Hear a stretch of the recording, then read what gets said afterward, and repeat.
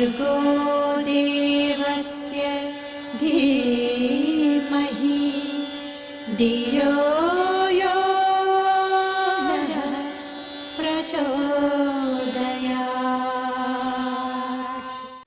फिर अपने गाँवों को हम स्वर्ग बनाएंगे, फिर अपने गाँवों को हम स्वर्ग बनाएंगे, फिर अपने गाँवों को हम स्वर्ग बनाएंगे।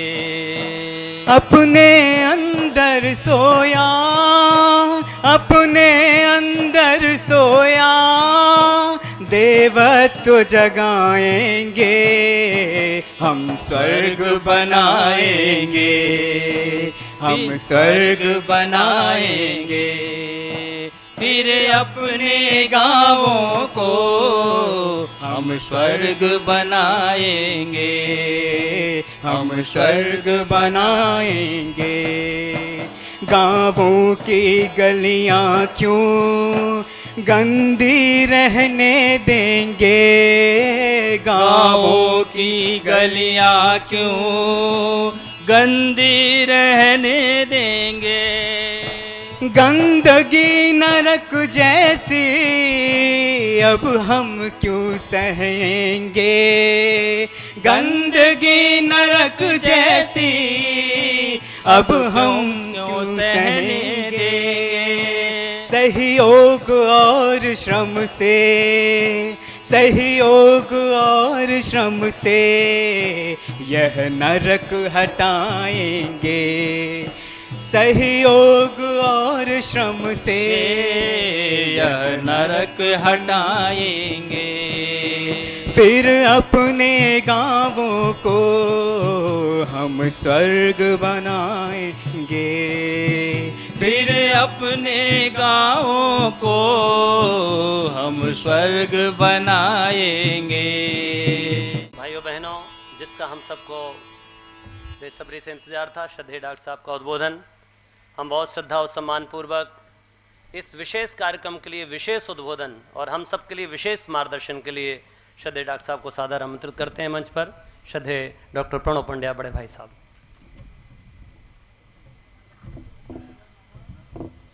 कमर सीधी कर लें भाई लोग, सभी बहनें दोनों हाथ गोद में रखें। भगवान सविता देवता का तेज हम सबके ऊपर बड़ी प्रचंडता से बरस रहा है। इस समय 41 डिग्री टेम्परेचर है, तो आप समझ सकते हैं कि भगवान की कृपा कितनी अनंत बरस रही है। और इसी गर्मी में, इसी प्रचंड गर्मी में कभी परम पूज्य गुरुदेव रहे होंगे और उन्होंने यहाँ रह करके तप करके अपना वातावरण बनाया, इतना बड़ा मिशन खड़ा किया। उन्हीं को स्मरण करें, सविता देवता के रूप में अपने परम पूज्य गुरुदेव का ध्यान करते हुए प्रार्थना करें कि हमारी बुद्धि को सन्मार्ग की ओर ले चलें।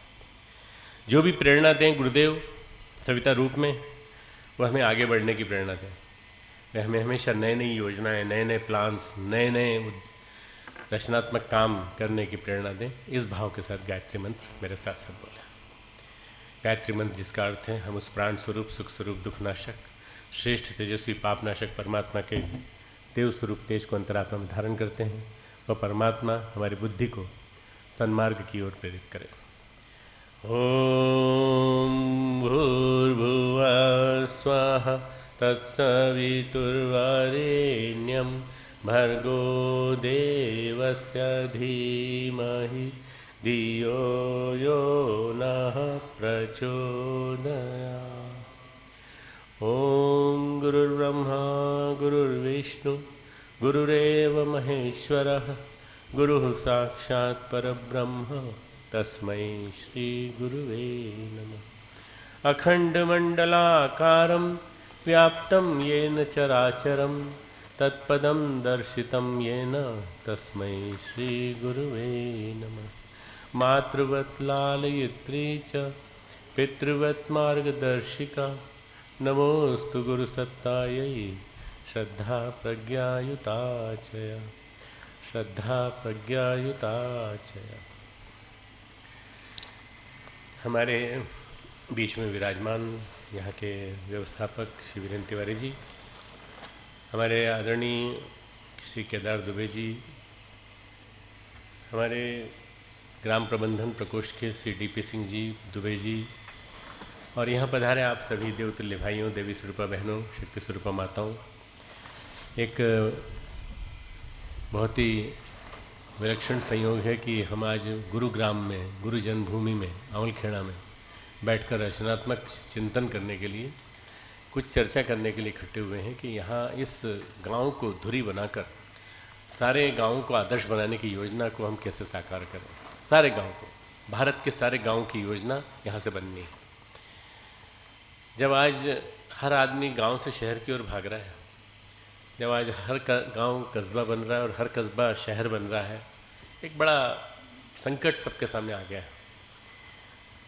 व्यापक स्तर पर बेरोजगारी, व्यापक स्तर पर फैलने वाला जो दिख रहा है आपको माहौल, दरिद्रता का, अभाव का माहौल, एक कृत्रिम दरिद्रता। लोग समझते हैं कि शहर जाकर के शायद खुश रहेंगे, प्रसन्न रहेंगे, पर शहरों में बड़ी अशांति है, शहरों में घिचपिच है, शहरों में अव्यवस्था है, शहरों में सफाई नहीं है, शहरों का विकास इस भारत का सही विकास नहीं है।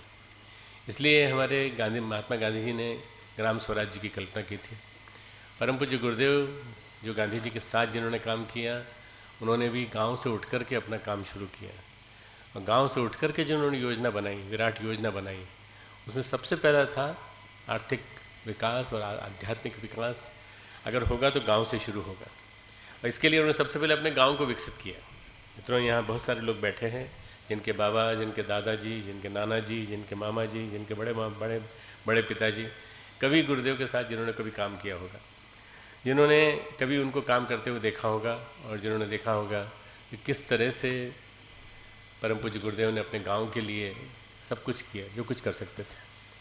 ये इसलिए नहीं कि कोई भूमि का ऋण चुकाना था, ये इसलिए नहीं कि उनके माता पिता चाहते थे कि यहाँ के लिए कुछ करो, बल्कि इसलिए कि उन्होंने एक मॉडल सामने रखा कि मेरा कुछ भी नहीं है, सब कुछ भगवान का है, सब कुछ समाज का है, सभी भूमि को पाल के। ऐसा कहते हुए उन्होंने सारी भूमि दान दे दी। ये जो माता दान कुंवरी अमलखेड़ा का बॉयज़ इंटर कॉलेज है, वहीं से खड़ा हुआ। ये जो शक्तिपीठ जहाँ बैठे हैं, ये भूमि भी वहीं पर उन्हीं के द्वारा दी गई है। इसके पास की भूमि जहाँ पर गर्ल्स इंटर कॉलेज बन रहा है, वो भी गुरुदेव की दी हुई है। और सामने जो माँ भगवती चिकित्सालय है, वो भी उन्हीं का बनाया हुआ है, पूरा उन्हीं का दिया हुआ है। दानदाताओं ने बढ़ चढ़ कर साहस किया और ढेर सारे प्रकल्प तैयार किए। जिस स्थान पर जन्म हुआ गुरुदेव का, वहाँ पर एक विराट सूर्य मंदिर बनाया जा रहा है। तो थोड़ी परिकल्पना दूंगा आपको, ताकि आपको पता चले कि ऐसे सूर्य मंदिर स्थान स्थान पर कैसे स्थापित होना चाहिए, मिनी रूप में कैसे स्थापित हो। ये सूर्य मंदिर अगले साल तक तैयार हो जाएगा बनकर, अंदाज हमारा है जनवरी फरवरी मार्च तक। आप में से कितने लोग होके आए वहाँ पर? कुछ लोग दर्शन करके आए वहाँ पर? कुछ परिकल्पना समझ में आई कि नहीं आई? कुछ समझ में आया कि नहीं क्या बन रहा है? नहीं आया ना? तो मैं वो बताने की कोशिश करूँगा कि वो क्या बन रहा है। बैठ कर के विज़न तैयार किए हम लोगों ने सामूहिक रूप से, और उस विज़न के हिसाब से गुरुदेव को सूर्य के रूप में स्थापित करेंगे, सविता देवता के रूप में। वो सविता देवता संदेशा हमारा ले जाना, जो हम गीत गाते ना, वो सविता देवता के रूप में परम पूज्य गुरुदेव। फिर जिस जगह गुरुदेव का जन्म हुआ था, वहाँ एक ब्रह्म कमल बना रहे हैं, और उस ब्रह्म कमल के चारों ओर बैठने के लिए इतनी जगह बना रहे हैं, इतने आप सब लोग बैठे हैं, सब बैठ सकते हैं वहाँ पर। 200 आदमी आराम से बैठ सकते हैं। 200 आदमी बैठ कर ध्यान करेंगे और गुरुदेव की चेतना में स्नान करेंगे तो कितना आनंद आएगा मित्रों। इसी तरह से बाहर जो गुरुदेव का पैतृक घर था, उसको और भी बढ़िया ढंग से, वैसा ही गांव का मकान, वैसा ही, पर और अच्छे ढंग से, सुव्यवस्थित ढंग से प्रस्तुत करने की कोशिश करेंगे हम लोग। इसके अलावा जो 2 मंजिल का इतना बड़ा भवन बना है सामने, उस भवन में नीचे के कमरे में, नीचे का जो फ्लोर है, वहाँ पर सबसे पहले जो काले ग्रेनाइट के पत्थर में जो वाक्य थे, उसका एक जिग-जैग हम एक पाथ बना रहे हैं, ताकि लोग एक ही बार में उसको पढ़ सकें। फिर गुरुदेव के भवन के पीछे, गुरुदेव का जो वर्तमान पुराना भवन है, उसके पीछे जो जगह है जहाँ पर गुरुदेव स्वतंत्रता संग्राम सेनानी की मीटिंग लिया करते थे, और जहाँ से जब कभी दबिश पड़ती थी तो वहाँ से निकल जाया करते थे, वहाँ एक गुप्त द्वार था। उस पूरे हिस्से को रिनोवेट करके, वैसे के वैसे रख कर रिनोवेट करके नया बना करके, और वहाँ प्रदर्शनी लगा रहे हैं बढ़िया सुंदर सी, गुरुदेव स्वतंत्रता संग्राम सेनानी के रूप में, गुरुदेव का एक सर्वांगपूर्ण परिचय। आप जब अब जाएंगे तो देखेंगे तो आपको पता चलेगा मैं क्या बोल रहा हूँ। तीसरा काम जो हमने किया है वो सामने पक्की बिल्डिंग बनाई है 2, उसके ऊपर एक मंदिर बनाया है। और ये मंदिर जो है ये सूर्य देवता का मंदिर है। ये दूसरी मंजिल, पहली मंजिल में ग्राउंड फ्लोर फर्स्ट और ऊपर वाली मंजिल पर सूर्य देवता का मंदिर बनेगा। सूर्य देवता के ऊपर हमेशा प्रकाश रहेगा। क्रिस्टल से प्रकाश लेंगे और क्रिस्टल से प्रकाश संग्रहित करेंगे और उसको हमेशा माता गुरुदेव के मस्तक पर, वंदनीय माता जी के मस्तक पर और गायत्री माता के मस्तक पर उसके ऊपर रिफ्लेक्ट करेंगे। सूर्य भगवान के मस्तक पर रिफ्लेक्ट करेंगे। दोनों तरफ गुरुदेव माता जी के बड़े म्यूरल्स होंगे, बीच में सूर्य भगवान 7 अश्वों पे विराजमान और वो उनकी मूर्ति बनेगी ऊपर सूर्य मंदिर में। नीचे जो है, नीचे वाला जो कमरा है, बड़ा कमरा हॉल, उसमें बीच वाली जो जगह है उसमें तो चारों तरफ से घूम के देखा जा सकता है गुरुदेव का जीवन वृत्त पूरा पूरा, कहाँ से आरंभ किया, कहाँ से विकास हुआ, किस तरह से गुरुदेव ने अपने जीवन की यात्रा को पूरा अपना बनाया और हम सबको वो एक स्वस्थ शरीर, स्वच्छ मन, सभ्य समाज, मानव में देवत्व, धरती पे स्वर्ग, ये सब जो नारे दे गए, ये सब जो चीज़ें दे गए, किस रूप में दे गए, आखिर उनका हम कैसे समझें उनको, तो उसके सारे सारे रिटर्न फॉर्मेट में, जैसे जिस हाइट पे मैं खड़ा हूँ थोड़ी नीचे हाइट पे ऐसा मान के चलिए, ऐसा होगा, दोनों तरफ ऐसे ऐसा स्लैंटिंग होगा, मार्बल के होंगे, बने होंगे, उसके ऊपर लगे हुए होंगे, उसके ऊपर ग्लास होगा, सब लोग देख सकते हैं उसको। ये सारा के सारा बन के 6-7 महीने के अंदर तैयार हो जाएगा। हम लोग बना रहे हैं, इसका लिटरेचर पूरा रेडी हो रहा है। तो ये पूरा देखने के बाद लोगों को लगेगा कि वास्तव में गुरुदेव ने जो जीवन जिया वो अपने आप में एक ऐतिहासिक संपूर्ण जीवन है। गुरुदेव के जीवन की झांकी पूरी की पूरी। जो पुराना स्तंभ बना हुआ था वो स्तंभ कमज़ोर था, वो मिट्टी के आसपास की मिट्टी को गिराने हटाने से गिर गया, तो उस स्तंभ को जैसा ही बिल्कुल वैसे ही रिप्लाई का उसका।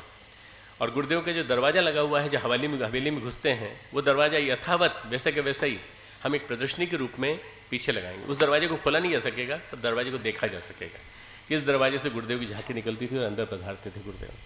माता जी आती थी, गुरुदेव आते थे, गुरुदेव के पिताजी आते थे, गुरुदेव के पिताजी हाथी पर बैठ के आते थे, पूरा हाथी थोड़ा नीचे झुकता था, उससे चल के आते थे। कितना बड़ा रहा होगा विलक्षण। वो सारा का सारा वहाँ लगेगा, उसके सामने स्तंभ बनेगा पूरा, वही स्तंभ यथावत वैसे ही होगा, थोड़ा सा डिज़ाइन चेंज किया है। और नीचे नरसिंह राव द्वारा, PM नरसिंह राव द्वारा, वो तो अब इतिहास पुरुष हो गए ना, इसलिए ना कि गुरुदेव के जन्मभूमि में आकर के जो राजनीतिक धन्य हो गया उसका नाम रहेगा ही, तो वो लगा यथावत रहेगा। तो जो भी आएगा उसको लगेगा कि ये सब कुछ हमारा देखा हुआ है, सब कुछ हमारा नवीनतम है और सब कुछ नवीनतम में पुरानापन पूरा जिंदा रखते हुए हमने उसको बनाने की कोशिश की है। और इसमें सबसे बड़ा योगदान हमारे नागपुर के सत्यनारायण नोवाल जी का है। घर में उनके पिता ने, नोवाल जी के पिता ने कहा कि लड़का मस्ती बहुत करता है, पढ़ता लिखता है नहीं, गुरुदेव के पास छोड़ गए 64-65 में। गुरुदेव आप इसको सिखाओ, आप इसको कुछ सिखा दो जिससे कि उद्योग करना सीख ले। तो गुरुदेव ने स्याही बनाना सिखाया। गुरुदेव ने कहा बेटा तो स्याही बनाने का काम कर। उस लड़के ने स्याही बनाना चालू किया। धीरे धीरे वहाँ उद्योग के 3-4 विकल्प सीखे और वहाँ से वो बनाते बनाते अपने पैरों पे खड़ा हो गया। गुरुदेव के आशीर्वाद से वो ऐसा कुछ बढ़ा, ऐसा आगे बढ़ा कि आज वो अरबपति आदमी है मित्रों, आज अरबपति बन गया वो केवल गुरुदेव का आशीर्वाद से। अभी देश में मिसाइलें बनती हैं, मिसाइलों के लिए सामान स्वीडन से आता है, उनको ठेका मिला है, अंतर्राष्ट्रीय ठेका मिला है भारत के लिए मिसाइल बनाने का, और ये DRDO ने दिया है, डिफेंस रिसर्च इंस्टीट्यूट ने दिया है उनको। और वो मिसाइल के ऊपर का जो टॉप का जो होता है हिस्सा, वो उन्होंने वास्तव में फायर एक्सप्लोजिव का धंधा चालू किया स्याही के धंधे के बाद। और वो फायर एक्सप्लोजिव बनाते बनाते बनाते बनाते उन्होंने इस स्थिति में पहुंच गए कि बहुत बड़े स्थान। उनको सपना आया गुरुदेव का, तू यहाँ बैठा हुआ है, मैंने तो तेरे को तैयार किया था, तू कुछ मेरी जन्मभूमि को बड़ा अच्छा बढ़ाना जिससे कि लोग ताजमहल देखने आते हैं, मेरी जगह को भी देखने आए। सबसे बड़ा स्वार्थ ये है कि हम अपने गुरुदेव के स्थान को प्रचारित कर पाएंगे और लोक में जन के बीच में उनको स्थापित कर पाएंगे, लोग देखने के लिए आएंगे। मंदिर का सौर क्षेत्र विकसित हो रहा है, एक सैटेलाइट बन रहा है और हर गांव साधना परक विकसित होगा। हर गांव में अपनी जैविक खेती का एक स्वरूप बनेगा। हर गांव में पानी की खेती होगी। हर गांव में जो गर्मी के दिनों में स्थिति आ जाती है वो स्थिति नहीं रहेगी, क्योंकि हरियाली हरियाली छा जाएगी। आपको हम मनोज को नहीं बुला पाए, मनोज आया, दिख गया इस लड़के ने अकेले ने अपने बलबूते, मनोज तिवारी बुरहानपुर का लड़का है हमारा, इसने अकेले अपने बलबूते न जाने कितनी पहाड़ियाँ हरी भरी कर दी हैं। अभी तक 31 से 41 पहाड़ियाँ हरी भरी कर चुका है ये, और इसका संकल्प है 500 पहाड़ियों को हरी भरी करने का। बड़ा असंभव पुरुषार्थ करने वाले यहाँ 2-3 लोग ऐसे बैठे हैं। एक मनोज को खड़ा करना चाहूँगा, मनोज तिवारी अभी अभी ओंकारेश्वर में था 3 दिन पहले मेरे साथ, 4 दिन पहले। खड़े हो जाओ, देखते। एक दूसरे मेवालाल, हमारे मेवालाल जी पाटीदार, ये बिल्कुल जैसे मेवे को कहा जाता है ना, मेवा खा लिया तो सब कुछ सार खा लिया, मेवा है ये, मेवा पूरे मेरे मिशन का मेवा है ये। और इन्होंने इतना बढ़िया गजब का काम किया है ग्राम सेंधवा में, बड़ा बहुत ही जानदार, बहुत ही शानदार आदमी, जिनको आप सुन चुके हैं, सुबह के समय में सुन चुके हैं किस तरह से हम गौ के माध्यम से, अकेली गौ के माध्यम से कैसे हम पूरा के पूरा एक स्वावलंबी अर्थतंत्र खड़ा कर सकते हैं। गौ में कितना प्राण भरा पड़ा है, गौ में कितनी शक्ति भरी पड़ी है, लोगों ने इसको महसूस नहीं किया है। वास्तव में ये बहुत गजब का पुरुषार्थ है जो इन्होंने अकेले किया है। गौ मित्र मंडल बनाए, फिर उन्होंने गौ सभाएँ बनाई, फिर उन्होंने गौ यात्रा निकाली और हर त्यौहार से, हर पर्व से उसको जोड़ दिया। फिर उन्होंने सबसे बड़ा अभियान जो चालू किया वो तरुपुत्र तरुमित्र अभियान। वृक्ष को अपना पुत्र बना लो, वृक्ष को अपना मित्र बना लो, गले लगाओ उसको। जैसे वृक्ष को जब ये लगवाते हैं भावनात्मक रूप से, तो वृक्ष को गले लगा करके फिर उसको आरोपण कराते हैं। पंचवटी लगाई इन्होंने, और इन्होंने तीन वृक्षों की त्रिवेणी लगाई, हरिशंकरी लगाई। ये सारे के सारे पेड़ लगा के पूरे क्षेत्र को, पूरे नर्मदा के किनारे को हरा भरा कर दिया। मित्रों, हम लोग छोटे नहीं हैं, ये छोटे छोटे लोग दिखाई पड़ते हैं, हम लोग छोटे नहीं हैं, ये लोग छोटे छोटे नहीं हैं, ये लोग बड़े बड़े कल्पनाएं वाले, बड़े बड़े आकार वाले और बड़े बड़े छोटे। हनुमान जी छोटे हो गए थे, वे बड़े बड़े विराट रूप लेकर के उन्होंने जो विराट रूप दिखाया था, उस तरह के लोग हैं, गुरुदेव के हनुमान हैं। तीसरा मैं जितेंद्र से परिचय कराना चाहूँगा। जितेंद्र यहाँ पर आए क्या? जितेंद्र ये बहुत गजब का लड़का है। ये इसने स्मृति उपवन बनाए हैं पूरे देश में, अभी तक करीब कितने बन चुके हैं? 100 से ऊपर बन चुके हैं। और इसका संकल्प है, जो मैंने इसको संकल्प दिलाया है, 1008 का संकल्प दिलाया है। 1008 अभी हमारे पास, हमारे बीच में ये आए हैं। हमारे आवलखेड़ा के पास नालंदा सन सिटी बन रही है। देखिए भदौरिया जी आए, बना रहे हैं नालंदा सन सिटी। तो मैंने इनको कहा है कि अब आप एक इसके बीच में एक सबसे सेंटर में एक्यूप्रेशर पाथ और ये सब बनाइए, पूरा एक उपवन बनाइए, ग्रह वाटिका उपवन, नक्षत्र वाटिका, राशि वाटिका। तो ये एक मॉडल बनेगा। तो मॉडल आगरा वाले आके देखेंगे, फिर आगरा में जगह जगह हर मोहल्ले में बनने लगेगा, आपका ये मॉडल रेप्लिकेट होगा। ये जो छोटे छोटे से उपवन हैं, इन उपवनों के माध्यम से माहौल फैलेगा, माहौल बनेगा। ये बगीचे, आजकल के बगीचे इतने गंदगी के घर बन के रह गए हैं, कोई बगीचे में घूमना नहीं चाहता। और बाहर निकलो तो गंदगी इतनी छाई हुई है। तो हमको गंदगी के उन्मूलन के लिए प्रयास तो करना ही पड़ेगा, पर जगह जगह हमको उपवन बनाने पड़ेंगे, जगह जगह स्मृति उपवन। अब उनको नाम, अगर आपको लगता है कि गुरुदेव के नाम से क्यों बना रहे हो, श्री राम स्मृति उपवन क्यों बना रहे हो, तो पर्यावरण उपवन या जो भी आप कहना चाहो, भारत माता उपवन, जो भी आप नाम देना चाहो, आपने स्थानीय महापुरुष के नाम पे देना चाहो, उसकी स्मृति में उपवन। और जो कोई धन दाता हो, वो चाहता हो कि मेरे पिताजी की स्मृति मेरे में अमर हो जाए, तो उनके नाम पे रख देंगे, हमें तो कोई दिक्कत नहीं है। हमारा काम तो ये है कि अमर हो जाए, स्मृति अमर हो जाए, और लोग वहाँ आकर के वॉक करें, चलें, एक्यूप्रेशर पाथ पे चलें, तो सारी बीमारियाँ, सारे रोग जितने भी हैं वो दूर हो जाएंगे। शांति कुंज आके देखिए, जो मॉडल इसने मंदसौर में बनाया, सबसे पहला मॉडल, वो मैंने जाके देखा और मैं पूरी तरह कन्विंस हो गया कि यही वो जीवन शैली है, यही वो जीवन के जीने का तरीका है जो आने वाले युग को सही परिभाषा देगा, आने वाले युग के व्यक्ति का स्वास्थ्य ठीक रखेगा। आने वाले ज़माने में बीमारियाँ और बढ़ेंगी मित्रों, तरह तरह की व्याधियाँ बढ़ सकती हैं, जीवन शैली की बीमारियाँ, 50 तरह के और अन्य रोग, और न जाने क्या क्या होने वाला है आने वाले दिनों में। तो उस विभीषिका से बचने के लिए अगर कोई तरीका है, ग्रह नक्षत्रों के परिवर्तन होंगे, स्थान परिवर्तन होंगे, तो उनसे भी कुछ चेंजेस हो सकते हैं। तो वो क्या है? ग्रह वाटिका, नक्षत्र वाटिका, राशि वाटिका, ध्यान के लिए केंद्र, एक छोटा सा झरना उसी में लगा दें, लोग उसमें घूमें आसपास, तो उन सब जड़ी बूटियों से लाभान्वित भी होंगे। और वो जड़ी बूटियों को लगाने का अगर मन हो तो जड़ी बूटियों की पौध भी अवेलेबल होगी, वो रोपण भी कर सकेंगे।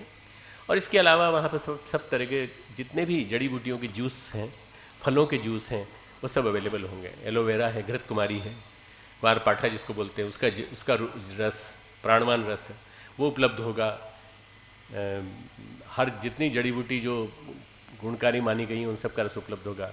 गेहूं के जवारे उपलब्ध होंगे, उगे हुए उनका रस उपलब्ध होगा, जवारों का रस उपलब्ध होगा, विभिन्न अंकुरित अन्न उपलब्ध होंगे वहाँ पर। ये एक ही बेरोजगार आदमी इससे अपनी आजीविका 30,000 रुपये से लेकर 50,000 रुपये कमा सकता है मित्र। शहर जाकर सफ़ेद कॉलर वाली जॉब करके टाई पहनने के बजाय अगर गांव में रह करके ये काम करो तो कितना बढ़िया है। ये हम गाँव को नया रूप देना चाहते हैं, गाँव को नया जीवंत स्वरूप देना चाहते हैं। यदि गांव को नया जीवन स्वरूप मिल गया तो मित्रों निश्चित रूप से मान करके चलिएगा, ये इससे पता चल रहा है कि ये हमारे देवता लोग मान रहे हैं कि हाँ सही बात है, ऐसा होने वाला है। ये एक बदला हुआ स्वरूप होगा, पूरे भारत का बदला हुआ स्वरूप होगा। ग्राम तीर्थ प्रधान भारत, ग्राम तीर्थ प्रधान भारत। हम अपने गांव को तीर्थ बना दें। बड़े बड़े तीर्थ हैं, वहाँ जाओ तो आपको पंडा लूट लेता है सबसे पहले तो, और उसके बाद जाओ तो मंदिर के दर्शन नहीं हो पाते। वीआईपी गेट से कोई घुसता है, वो दर्शन करके चला जाता है और हमको दर्शन नहीं हो पाते। और उस तीर्थ के दर्शन करने से फ़ायदा क्या, जहाँ सफाई नहीं हुई हो, बरसों से सफाई नहीं हुई हो। रामेश्वरम की हम लोगों ने सफाई की, हमारे भाई साहब हैं दुबे जी भाई साहब बैठे हैं यहाँ पे, हम लोगों ने सफाई की तो वहाँ कम से कम 200-300 साल की जमा हुई गंदगी थी श्री शंकर जी के ऊपर। उनसे कहा इसको साफ़ कर दें तो बोले नहीं, शंकर जी को साफ़ नहीं करते, इसको तो जल पिया जाता है, जल। इनको तो धोते हैं, तो धोने के बाद देखा तो फंगस लगी हुई थी पूरी, तो फंगस का जल पीते थे लोग बात सब पूरा। तो उन लोगों का अच्छा आप बाहर जाके बैठो, हम थोड़ी बहुत आसपास सफाई कर देते हैं। जैसे ही वो लोग बाहर गए, पंडे लोग, इन्होंने सब साफ़ करके पूरा क्लीन किया, उसको पूरी तरह से साफ़ किया। रामेश्वरम के ज्योतिर्लिंग को साफ़ करके इतना बढ़िया बना दिया कि ओरिजिनल दिखने लगा रामेश्वरम के ज्योतिर्लिंग। ऐसी सफाई का अभियान हमने और भी तीर्थों में चलाया है और ये बहुत ही प्रेरक प्रयास रहा है। इस प्रेरक प्रयास से मैं समझता हूँ कि एक नया माहौल बना है पूरे देश में कि रचनात्मक कार्यों में युवा शक्ति लगनी चाहिए। आज का हमारा युवा भटका हुआ है। हमारे युवा को वस्तुतः अंदाज भी नहीं है कि उसके अंदर कितनी शक्ति भरी पड़ी है। युवा को आप हनुमान मान सकते हैं, पर्यायवाची अगर युवा का कोई है तो हनुमान ने कहा राम काज कीने बिना मोहि कहाँ विश्राम, राम का काम किए बिना मुझे विश्राम कहाँ है। जब हनुमान जी ये कह रहे हैं कि राम का काम किए बिना मुझे विश्राम नहीं है, तो आप क्यों विश्राम से बैठे हैं, आप क्यों आराम कर रहे हैं? नहीं, हमें तो नौकरी चाहिए 6 लाख की, 10 लाख की। आज मेरे सामने बच्चे आते हैं, बोलते हैं 10 लाख का पैकेज मिल गया है, मुझे 12 लाख का पैकेज मिल गया है। मुझे क्या लगता है कि नोटों के पुलिंदे मेरे सामने से घूम रहे हैं। ये आदमी नहीं है, ये एक खरीदा हुआ कोई आदमी है जिसको 10 लाख में खरीद लिया गया है। अब 10 लाख में 9 × 24 यानी 24 घंटे 7 × 24 24 घंटे 7 दिन तक इससे काम कराएंगे, रगड़ रगड़ के काम कराएंगे। 30 साल की उम्र में बूढ़ा हो जाएगा ये, 30 साल की उम्र में। और बूढ़ा होकर के ये ऐसा बीमार होगा कि इसकी बीमारी का खर्चा भी नहीं देंगे वो लोग, और कहेंगे अच्छा भाई अब तुम रिटायर हो जाओ, तुम्हारे बदले किसी दूसरे को रखते हैं। ये आज का औद्योगिक विकास का मॉडल है, आज के वर्तमान MBS का मॉडल है। अभी एक किताब निकली है जो पब्लिश हुई है दिल्ली से, शिव नडार करके एक HCL के चेयरमैन हैं, उन्होंने यूनिवर्सिटी बनाई है दादरी में। वहाँ उन्होंने उस किताब को लिखा री इन्वेंटिंग MBA को फिर से खोजें, MBA की फिर से रिसर्च करें कि क्या MBA सही है, ये MBA सही है। न जाने कितने IIM से निकले हुए स्टूडेंट्स, न जाने कितने MBA करके आए हुए पास आउट हुए स्टूडेंट गांव में कहाँ जाके काम करना चाहते हैं, गांव में जाके रहना चाहते हैं, गांव में जाके विकास की प्रक्रिया गतिशील करना चाहते हैं। जब हमारे देश में ये मोड़ आ रहा है, उस मोड़ के समय में हमको उनको दिशा देनी चाहिए, हमको उनको मोड़ देना चाहिए कि नहीं भाई असली तो काम तुम्हारा ये है, असली काम तुम्हारा ये, तुमको करना पड़ेगा। मित्रों, युवाओं को दिशा देने का काम हम लोगों का है। हम लोग जो अपने अनुभव से जो बात कहेंगे वो बात उनको समझ में आएगी, पर जब वो खुद देखेंगे अपनी आंखों से विकास होते हुए, तो विकास होता देख करके उनको अंदर से प्रेरणा मिलेगी कि वास्तव में गांव में अनंत संभावनाएं छिपी पड़ी हैं। न जाने कितनी सफलता की कहानियां मैंने इकट्ठी की हैं, जहाँ ढेर सारे काम हो रहे हैं, अच्छे अच्छे बढ़िया बढ़िया रचनात्मक काम। और ये काम शहरी भारत में नहीं हो रहे हैं, ये ग्रामीण भारत में हो रहे हैं। सबसे बड़ी बात, आगरा यहाँ से करीब 24 किलोमीटर दूर है। आगरा के से 24 किलोमीटर दूर इस ग्रामीण भारत में, इस पावन जन्मभूमि में, आवलखेड़ा में, यदि हम कुछ प्रोजेक्ट ऐसे बना सके, कुछ ऐसे दे सके जिससे कि गांव के युवक को दिशा मिले, तो मित्रों ये एक बहुत बड़ा काम होगा, बहुत बड़ा काम। सबसे बड़ी गुरुदेव के चरणों में श्रद्धांजलि। आपने कितने अनुष्ठान किए, कितनी माला की, कितना जप किया, कितना आपने उनके चरणों में सिर रगड़ा, कितना आपने जन्मभूमि में जाके अपना सिर रगड़ा, उससे नहीं, या शांति कुंज कितने सत्र किए, उससे नहीं, बल्कि इससे होगा कि आपने गुरुदेव के सपनों को पूरा करने के लिए क्या किया, गुरुदेव के सपनों को पूरा करने के लिए क्या किया। वो अगर हम करने का संकल्प लेते हैं तो मित्रों ये बहुत बढ़िया प्रोजेक्ट होगा। तो एक गाँव की गोद में वहाँ चलें। वृक्ष गंगा अभियान हमारा एक बहुत सुंदर अभियान, हम चारों तरफ वृक्ष की गंगा बहा रहे हैं। 40 लाख वृक्ष लगा चुके हैं पूरे देश में, 40 लाख वृक्ष। सुनियोजित ढंग से आप गिन सकते हैं जाकर के। हम बोल रहे हैं कि इस बेल्ट में लगे तो आप जाके गिन लीजिए। उनको पालने वाले लोग मौजूद हैं, पानी की व्यवस्था है, ड्रिप इरिगेशन सिस्टम से व्यवस्था है, और उनको न केवल उगाने की और चलाए रखने की, जिंदा बनाए रखने की व्यवस्था है, बल्कि उनके साथ साथ उनसे होने वाले जो लाभ है उनको बताने की सारा तंत्र घोड़ा खड़ा किया। ऐसे 60 लाख और लगाना है इस साल। मित्रों, 1 करोड़ वृक्ष गुरुदेव को इस जन्म शताब्दी वर्ष के दूसरे वर्ष के अंत में भेंट करना है। 60 लाख वृक्ष और लगाना है। जितने वृक्ष लगाएंगे उतना ही माहौल बदलेगा, हरियाली बढ़ेगी, और ये वातावरण जो इतना गर्म होता जा रहा है, इस समय जितना धरती प्यासी है और जितनी गर्म है, जितना विभीषिकाओं का वातावरण हो, उतना पहले कभी नहीं था। सबसे ज़्यादा माहौल इस समय गंदा है, सबसे ज़्यादा प्रकृति इस समय विक्षुब्ध है। कभी बड़ी बड़ी आंधियाँ आती हैं, तूफान आते हैं, कभी पूरे के पूरे, जैसे आप जिस पंडाल में बैठे हैं पंडाल उड़ के चला जाए। ऐसा भी हमने अभी ओंकारेश्वर में देखा कि हमारे कार्यक्रम के एक दिन पहले आया, देवता प्रसन्न हो गए होंगे ज़रूरत से ज़्यादा, आके पानी बरसा गए, वायु देवता भी आए, वरुण देवता भी आए, और बहुत साफ करके चले गए। उसके बाद यज्ञ हुआ, 3 दिन तक कोई विरोध करने नहीं आया। खूब बढ़िया आराम से यज्ञ हुआ, प्राण प्रतिष्ठा हुई, और पंचवटी और त्रिवेणियों का आरोपण हुआ पूरे क्षेत्र में, ओंकारेश्वर क्षेत्र। ओंकारेश्वर तीर्थ को हमने गोद ले लिया है। ओंकारेश्वर तीर्थ की सफाई और ओंकारेश्वर की जो पहाड़ी है, उस ज्योतिर्लिंग की जो पहाड़ी है, उसको पॉलीथीन मुक्त करने और उसको साफ रखने का हमने संकल्प लिया है। हम उसके लिए भी वहाँ पे एक मंडल बनाएंगे और वहाँ नियुक्त करेंगे। पर हर जगह तो हम लोग नहीं जा सकते। आपको अपने अपने स्थान के लिए मंडल बनाने पड़ेंगे, और आपको अपने अपने स्थान के लिए युवाओं को तैयार करना पड़ेगा, ताकि वो वहाँ जा कर के इसको माहौल को बना सकें, माहौल को बनाए रख सकें, कंटिन्यूस माहौल बना रख सकें। वृक्ष गंगा अभियान के अंतर्गत हम हरियाली की हरी चुनर वृक्ष के तटों को पहनाने का प्रयास कर रहे हैं। इसके अंतर्गत सबसे पहला अभियान हमने लिया है निर्मल गंगा अभियान। निर्मल गंगा अभियान में मित्रों, गंगा कितनी बड़ी है आपको मालूम है, 2525 किलोमीटर लंबी है। इस 2500 किलोमीटर को 500 किलोमीटर के 25 किलोमीटर के लगभग 100 सेक्टर में बांटा है, और 100 सेक्टर में बांट करके गोमुख से गंगा सागर तक 25 किलोमीटर का एक सेक्टर मजिस्ट्रेट। उसके अलावा वहाँ के दोनों तरफ के बाएं तट और दाएं तट के क्षेत्रों में जाने वाला प्रज्ञा मंडल, और प्रज्ञा मंडल न केवल उस गांव के क्षेत्र को जगाएगा, बल्कि उस क्षेत्र में इतनी जागरूकता पैदा करेगा कि कोई गंदा नाला, कोई गंदे पानी का स्रोत, कोई भी गंदी नदी वहाँ से प्रवाहित नहीं हो सकती, वो गंगा में नहीं गिरेगी, कोई भी गंगा को गंदा नहीं करेगा। और इस तरह से शुरुआत कर रहे हैं कि आने वाले 10 से लेकर 15 साल, वंदनीय माता जी का जन्म शताब्दी वर्ष है 2025 से 2026, वर्तमान 2013 चल रहा है। इस आने वाले 12-13 वर्ष में पूरी गंगा को हम शुद्ध करके दिखा देंगे निर्मल गंगा अभियान के अंतर्गत, गौमुख से गंगा सागर तक। और केवल वहाँ की बात नहीं है, गंगा में कई नदियाँ मिलती हैं, सोन नदी मिलती है गंगा नदी में, वहाँ से लेकर यहाँ तक हमने कुल मिला के गिनी तो 18 से 19 से ज़्यादा बड़ी बड़ी नदियाँ मिलती हैं। उन नदियों को भी स्वच्छ करना पड़ेगा, तो वो अभियान भी अलग से साइड बाय साइड चलेगा।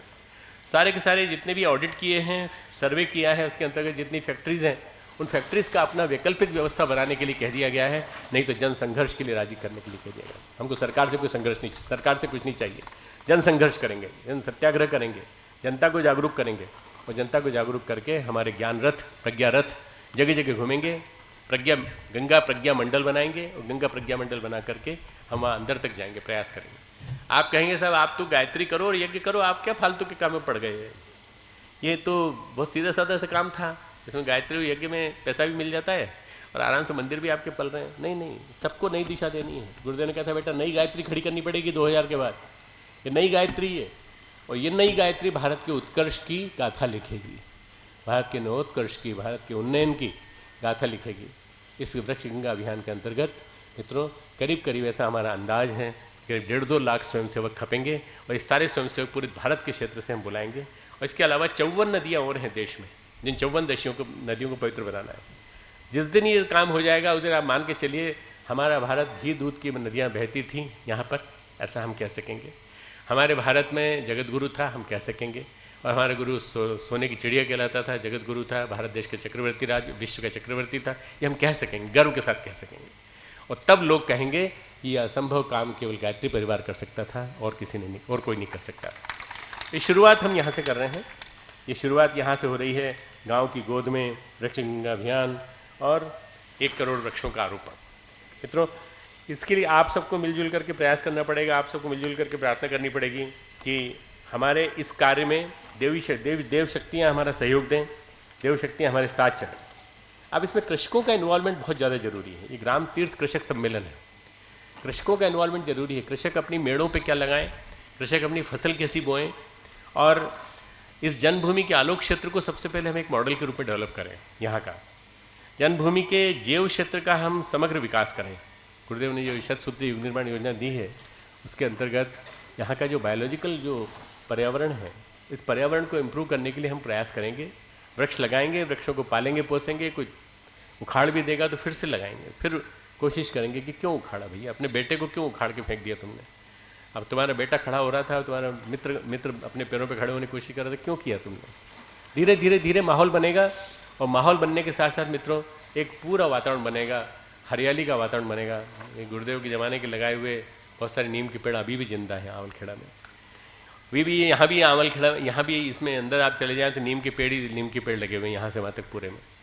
ये इलाका पूरा यही नहीं बल्कि जहाँ जहाँ चले जाए हमारे देश में कहीं पर भी जहाँ जहाँ नीम के पेड़ जिंदा हैं वहाँ वहाँ शुद्ध वायु, शुद्ध ऑक्सीजन, शुद्ध औषधन अवेलेबल है। ये वातावरण का परिशोधन करने में बहुत सक्षम है। नीम, पीपल और ऐसे जितने भी वट का वृक्ष है, इन सबको लगाने का हम लोग प्रयास करेंगे स्थान स्थान पर।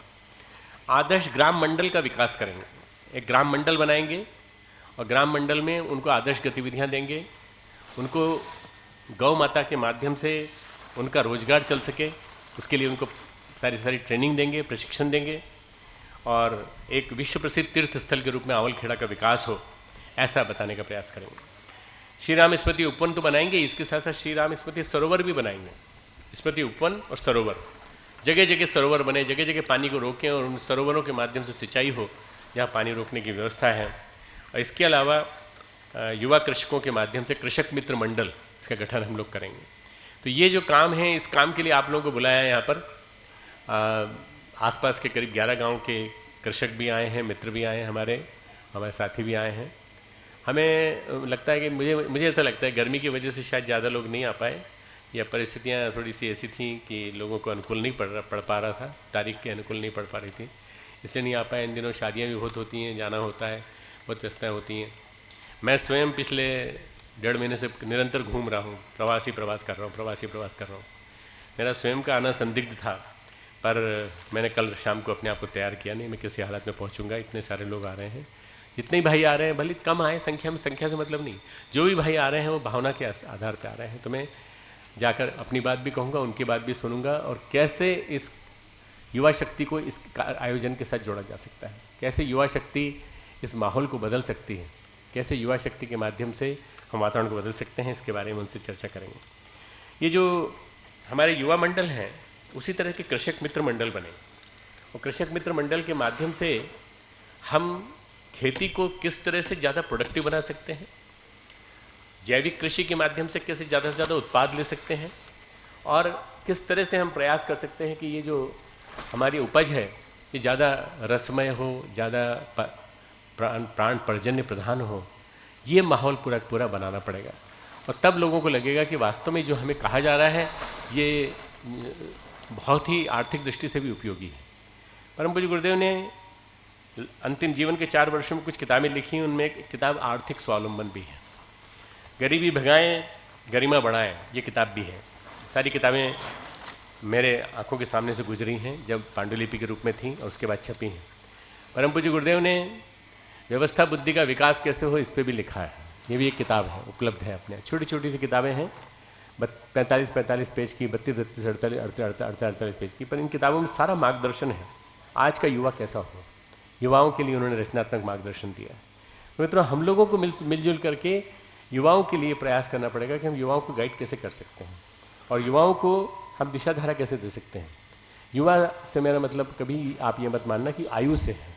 युवा से मेरा मतलब आप सब युवा हैं, जितने बैठे हैं, मूछ वाले, दाढ़ी मूछ वाले, जटा जूट वाले, सफ़ेद बाल वाले, जिनके अंदर हनुमान जैसा उत्साह है वो सब युवा हैं, और जिनका उत्साह समाप्त हो गया वो बूढ़े हैं। तो कहते हैं क्या होगा, अरे डॉक्टर साहब इतनी अच्छी अच्छी बातें भूल गए, तो कुछ होने जाने वाला नहीं है, सब ऐसे ही रहेगा। हमारी दुनिया में 2 तरह के लोग होते हैं। एक वो जो ज़िंदगी में से निराशा आशा खो चुका है, निराशा निराशा में जीता है। मनहूस कहते हैं उसको, मनहूस। जिसके पास बैठता है उसको ही मनहूस बना देता है। बताए ज़िंदगी जीने लायक ही नहीं है, सब बेकार है। देखो नेता लोग सब खाए जा रहे हैं और सब कुछ ये है और वो है, वो नेगेटिव बात है। पूरी दुनिया भर की नेगेटिव बात है। मैं 62 साल का हो गया हूँ। लोग कहते हैं कि डॉक्टर साहब इतना काम कैसे कर लेते हैं? तो ज़रूर कोई इंजेक्शन लगवाते हो, ज़रूर कोई ऐसी दवा लेते होंगे, सरकार विदेश से जाके लेते होंगे जिससे ये काम करते हैं। तो दौड़ के काम करते हैं, कभी 2 दिन वहाँ रहते हैं, कभी 2 दिन यहाँ जाते हैं, फिर 2 दिन वहाँ जाते हैं, फिर हमारे बीच में रहते हैं 10 दिन। तो कोई इंजेक्शन, हाँ मैं इंजेक्शन लेता हूँ। कौन सा? गायत्री का प्राण विद्युत वाला इंजेक्शन, गायत्री का प्राण विद्युत वाला इंजेक्शन लेता हूँ। तो मित्रों, जब मेरे लिए जब कहा जा सकता है कि मैं कोई इंजेक्शन लगवाता हूँ, तो निश्चित रूप से वो इंजेक्शन को समझना पड़ेगा कि वो इंजेक्शन कितनी बड़ी चीज़ है।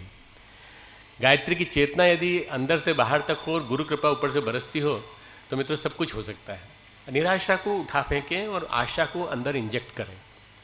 आशा का इंजेक्शन लगाइए, आशावाद का। मैं हमेशा ऑप्टिमिस्टिक रहता हूँ, हमेशा आशावादी रहता हूँ। और ज़िंदगी में कई तरह के उतार चढ़ाव आए हैं, कई तरह के उतार चढ़ाव आए हैं। इससे ज़्यादा अच्छी ज़िंदगी तो वो होती शायद जहाँ मैं विदेश चला गया होता, नौकरी कर रहा होता, 8-10 घंटे काम करता, पर कम से कम पैसा तो आता मेरे पास खूब सारे रिसोर्सेज तो होते, मैं खा पी पाता, कोई किसी तक चिंता नहीं होती अस्पताल के अलावा या अपने पेशेंट्स के अलावा। परंतु मैं संतोष में यहाँ क्यों हूँ मित्रों? मैं संतोषी जीवन क्यों जी रहा हूँ? मैं गुरु का काम कर रहा हूँ। 24 घंटे कर रहा हूँ पर गुरु का काम कर रहा हूँ। 24 घंटे काम करने पर भी मुझे थकान महसूस नहीं होती। तो इसलिए मित्रों, हमको अपने युवा साथियों को बताना पड़ेगा कि तुमको भी अपने जीवन में इस इंजेक्शन को लगाना पड़ेगा, तुमको भी अपने जीवन में इन चीज़ों को लगाना पड़ेगा। क्रांतिकारी की पृष्ठभूमि है, क्रांतिकारी की जन्मभूमि है, और एक ऐसे क्रांतिकारी जन्मभूमि है जिन्होंने 26 साल की उम्र होते होते इतना कुछ काम कर लिया था जो बहुत ऐतिहासिक कहा जा सकता है। तो 26 साल की उम्र में पत्रिका निकालना, प्रकाशित कर देना आगरा जाके, और वो 16 साल की उम्र से अखंड दीपक स्टार्ट कर देना, जलाते रहना, ये कितना बड़ा काम है। और उसको जलाते हुए अपनी जवानी पूरी होम कर देना अपनी। और एक 24 साल ही नहीं, 27 साल, 3 साल जेल में, 24 साल वैसे, 27 साल उन्होंने अपनी अखंड ज्योति को जलाए रखा और अखंड दीपक पूरा प्रज्वलित बनाए रखा, जो आज भी शांति कुंज में वैसा के वैसा ही प्रज्वलित है। वही लौ, वही अग्नि यथावत प्रज्वलित है। लगभग मित्रों 86 साल होने को जा रहे हैं अखंड दीपक को। कितना विलक्षण पुरुषार्थ रहा होगा गुरुदेव का कि उन्होंने अकेले अपने बलबूते इतना बड़ा मिशन खड़ा कर दिया। परम पूज्य गुरुदेव के जीवन को यदि हम देखते हैं तो उनके जीवन से कुछ प्रेरणाएं ले सकते हैं। हम क्या प्रेरणा लें कि उन्होंने जो बुनता घर बनाया था, उन्होंने जो युवा मित्र मंडल बनाए थे, उन्होंने जो कृषक मित्र मंडल बनाए थे, उन्होंने जो बाजार के हाटों में, ग्रामीण बाजारों में वितरित करने वाले पत्रक बनाए थे, और उन्होंने युवा पशुओं की बीमारी की रोकथाम से लेके आदमी सामान्य जीवन में कैसे व्यवस्थित दे सकता है, ऐसी छोटी छोटी चीज़ों से शुरुआत की थी। क्या हमारा युवा शुरुआत नहीं कर सकता वहाँ से? अरे नहीं साहब, वो सरकारी गाड़ी आती है, प्रचार कर जाती है, उससे नहीं होगा। एक तपस्वी साधक कर सकता है इस काम को। आप तपस्वी साधक बनिए। तपस्वी साधक बन करके गांव की सारी परेशानियां, सारी दिक्कतें, सारी जितनी दिक्कतें हैं, सबसे बड़ी दिक्कत है गांव से पलायन, युवा का पलायन। गांव से साग सब्जी, दूध, घी, सबका पलायन कहाँ हो रहा है? शहर में। यहाँ की चीज़ गांव में वहाँ अवेलेबल है, यहाँ अवेलेबल नहीं है। वो शहर के लोगों का उपलब्ध है पर अपने भारत यहाँ के देश लोगों को उपलब्ध नहीं। सामग्री का पलायन, खेती का पलायन, हमारी जो उपज है उसका पलायन, यहाँ का पानी वो भी पलायन, वो भी चला जाता है पूरा का पूरा। और हम आगरा को एक तरह से पोषित कर रहे हैं, आवलखेड़ा वाले आगरा को पोषित कर रहे हैं। तो ये जो पोषण शहरों का हो रहा है, उससे डिसेंट्रलाइज करके ग्रामीण व्यवस्था, एक पूरी ग्रामीण अर्थव्यवस्था, पूरी ग्रामीण अर्थव्यवस्था मॉडल खड़ा करें। और मॉडल खड़ा करके हम देश भर के किसानों को विशेष रूप से हम उत्तर से लेकर दक्षिण तक और पूरब से लेकर पश्चिम तक हर क्षेत्र के किसानों को आवलखेड़ा लेकर आए, उनको दिखाएं ऐसा मॉडल बनना चाहिए तुम्हारे गांव का, ऐसा मॉडल बनना चाहिए तुम्हारे गांव का। एक छोटा सा गांव, आदर्श गांव ये मान लीजिए आवलखेड़ा, और इस आवलखेड़ा का ऐसा आदर्श मॉडल बनना चाहिए। तो जब ऐसे आदर्श मॉडल बनने लगेंगे जगह जगह, तो परिवर्तन की आंधी आने वाले 10 वर्षों में सार्थक होती दिखाई पड़ने लगेगी, ये बहुत बड़ा काम है और इस बड़े काम में आप सबको लगना है।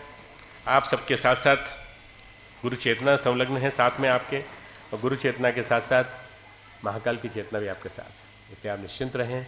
बहुत बड़ा पुरुषार्थ हम लोग करना, बहुत बड़ा पुरुषार्थ। ये जो आज शुरुआत हुई है, ये कोई छोटी मोटी शुरुआत मत मानना इसको आप।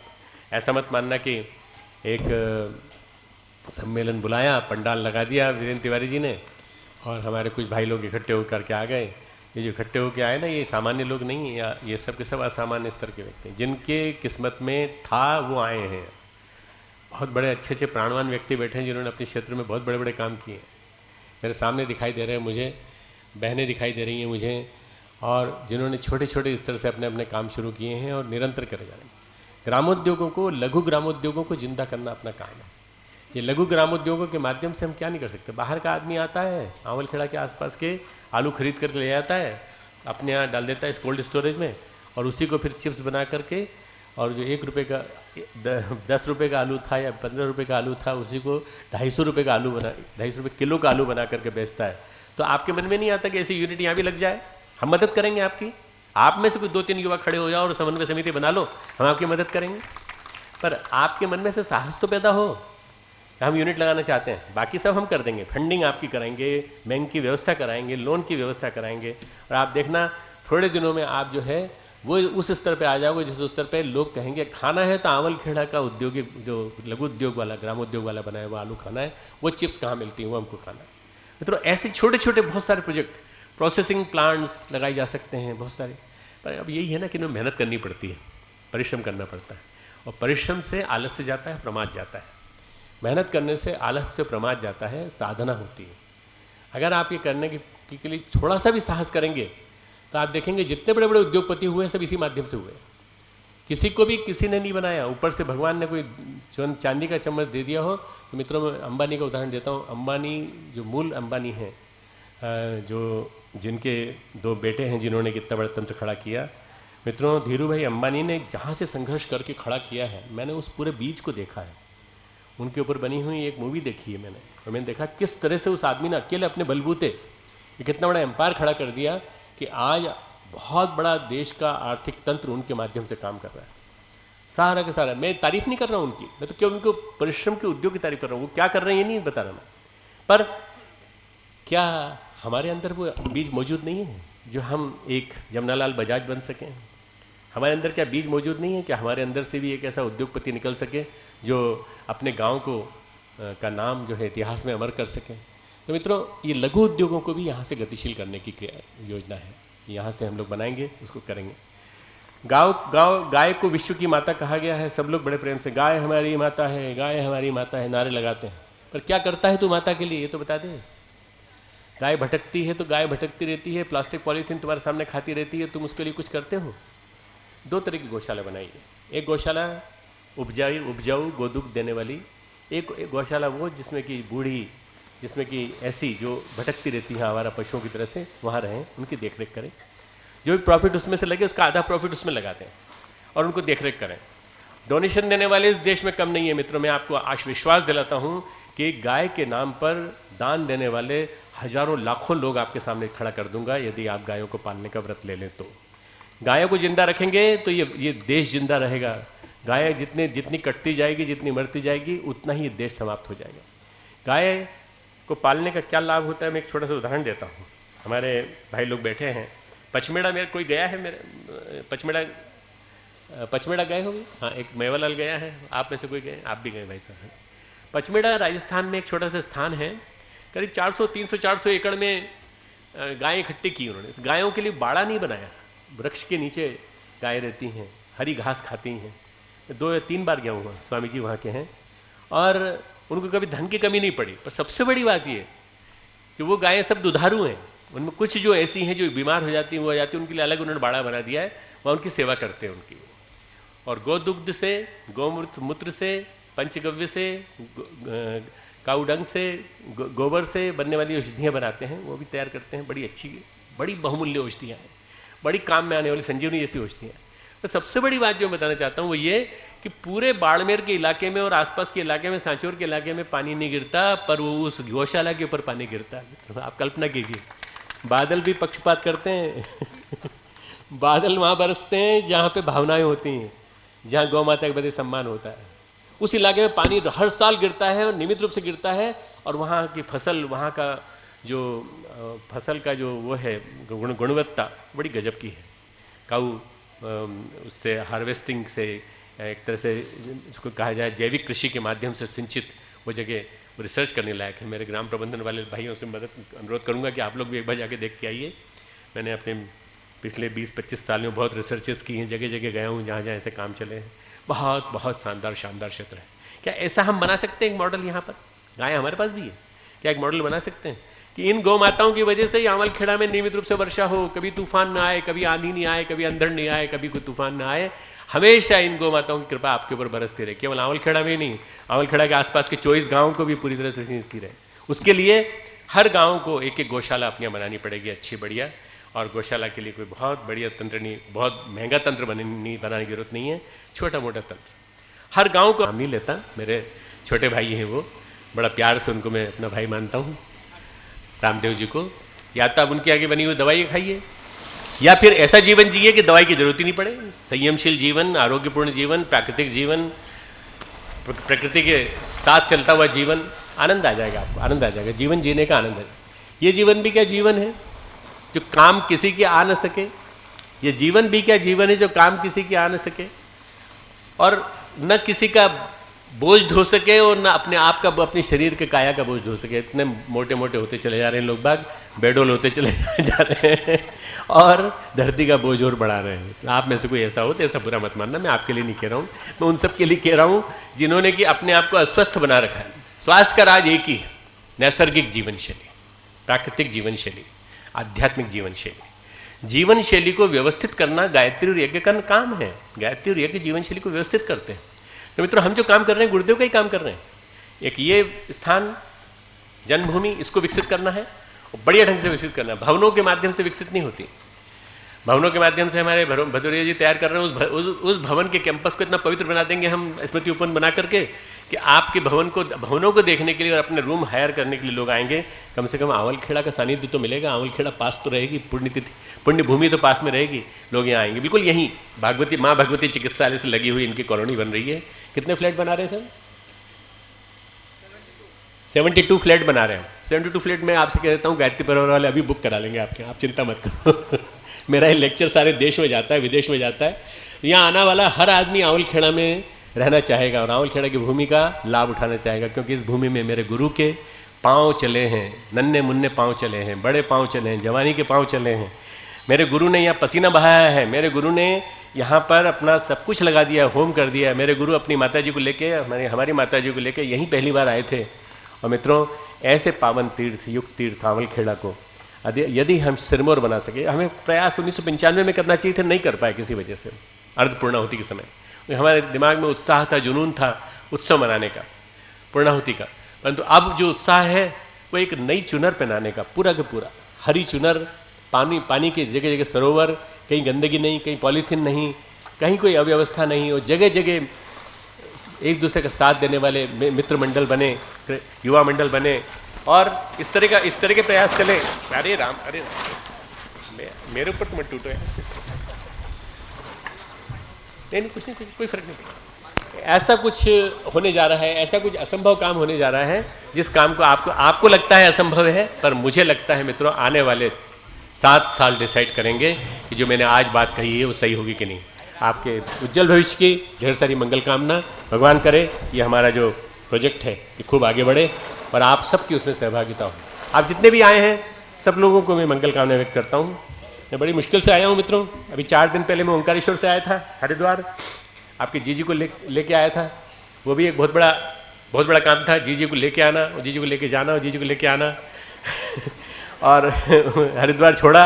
हरिद्वार छोड़ने के बाद उसी दिन शाम को एक मीटिंग करी, तो 2-3 मीटिंग करी शाम को आते ही, और अगले दिन सुबह से लेके शाम तक मैं संतों के बीच में बैठा रहा। सारे संत हरिद्वार के, पूरे भारत के सारे संत, दक्षिण भारत के, उत्तर भारत के सभी संत बैठे थे। और वो आप लोगों ने देखा होगा, टीवी पे देखा होगा, मैं उनके बीच में बैठा रहा। फिर मैं अपनी बात कह करके, गुरुदेव की बात कह करके, अपनी बात कह के चला आया। वो मेरे को 8 घंटे की बैठक आज तक ज़िंदगी में पहली बार ऐसी हुई है जिसमें 8 घंटे कंटिन्यूस बैठना, या तो गुरुदेव के सामने बैठा हूँ या फिर वहाँ संतों के बीच में बैठा हूँ। तो कंटिन्यूस उस कुर्सी से उठा ही नहीं मैं। फिर कल सुबह मैंने वैज्ञानिक अध्यात्मवाद के सम्मेलन को संबोधित किया है यूनिवर्सिटी में, और कल शाम को नहीं आ सकता था, मैं आज आया। सुबह का सेशन मिस कर दिया मैंने, पर अब मैं सुनना चाहूँगा हमारे आदरणीय योगेंद्र गिरी जी को, जो कि हमारे PhD हैं, जल संसाधन का कार्य बहुत अच्छा देखते हैं। बिन पानी सब सून। मैं जितेंद्र को सुनना चाहूँगा, प्राणी नाम प्राणदा कृषि और कृषक मित्र मंडल का गठन कैसे किया जाए, इसको भी सुनना चाहूँगा। आपकी उज्जवल भविष्य की खूब खूब मंगल कामना। जो गुरु का काम करता है, गुरु उसका काम करता है। मुझे पूरी उम्मीद है कि आप अपना काम कराना चाहेंगे, क्योंकि आप स्वार्थी हैं और अपना काम कराना चाहेंगे तो सबसे पहले गुरु का काम करिए। गुरु का काम करेंगे तो गुरु आपका काम खुद करेगा, आगे बढ़ बढ़ के करेगा। गुरुदेव कहते हैं बेटा तू मेरा काम कर, मैं तेरा काम करूँगा, पर पहले गुरु का काम तो करें। नहीं, पहले आप हमारा काम कर दो फिर हम कर नहीं करोगे। बहुत बहुत मक्कार लोग हैं हम लोग कि पहले आप हमारा काम कर दो फिर हम आपका काम करेंगे। ऐसा कर गुरु को आप कहोगे तो गुरु बहलने में नहीं आएगा। हमारे गुरु ब्रह्मर्षि हैं, हमारे गुरु सूर्य में लीन हो चुके हैं, हमारे गुरु सतत प्रेरणा हमें देते रहते हैं। आपको और हम सबको मिलजुल करके अपने गुरु के काम को, गुरु के ग्राम से ऊंचा उठाना है और पूरे देश में इस क्रांति को फैलाना है। खूब खूब मंगल कामना।